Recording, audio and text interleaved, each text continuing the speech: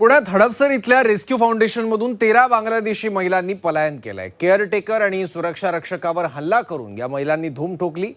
दरम्यान याच्यातल्या 2 महिलांना ताब्यात घेतलंय तर इतर 11 जणींचा पोलिसांकडून शोध सुरू आहे। बघूयात।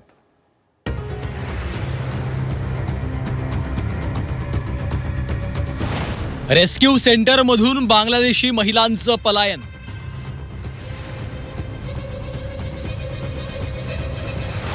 रेस्क्यू सेंटरच्या सुरक्षेवर प्रश्नचिन्ह। पुण्यात बेकायदेशीरपणे वास्तव्यास असलेल्या 13 बांगलादेशी महिलांचं रेस्क्यू करण्यात आलं होतं। मात्र या महिलांनी आता रेस्क्यू सेंटरमधनं पलायन केलंय। रेस्क्यू सेंटरमधल्या केअरटेकर महिलेवर हल्ला करून या बांगलादेशी महिला पसार झाल्या। त्यामुळे रेस्क्यू सेंटरच्या सुरक्षेचा प्रश्न ऐरणीवर आलाय। औषध घेण्याचा बहाणा करत एका बांगलादेशी महिलेनं केअरटेकरला दरवाजा उघडवायला भाग पाडलं। दरवाजा उघडताच 4 बांगलादेशी महिलांनी केअरटेकरवर हल्ला केला। या बांगलादेशी महिलांनी केअरटेकरला एका खोलीत डांबून ठेवलं। साफसफाई दरम्यान रेस्क्यू सेंटरचं गेट चुकून उघडच राहिलं होतं। मात्र यानंतर या 13 बांगलादेशी महिलांनी सुरक्षा रक्षकाला चावा घेत धूम ठोकली। ही संपूर्ण घटना सीसीटीव्हीत कैद झाली। यानंतर पोलिसांनी तातडीनं शोध मोहीम सुरू केली आणि 2 महिलांना ताब्यात घेतलं, तर इतर 11 महिलांचा पोलिसांकडून शोध सुरू आहे। इथल्या सुरक्षेचा प्रश्न पुन्हा एकदा ऐरणीवर आलेला आहे। खरं तर या परिसरामध्ये पोलीस असणं गरजेचं असतं। वारंवार पोलिसांची मागणी सुद्धा या रेस्क्यू सेंटरने केली होती। मात्र ज्या पद्धतीने या महिलांना या ठिकाणी ठेवण्यात आलं होतं त्याला विरोध करत या महिला ज्या आहेत त्या या ठिकाणून पळून गेल्याचं माहिती समोर आलेली आहे।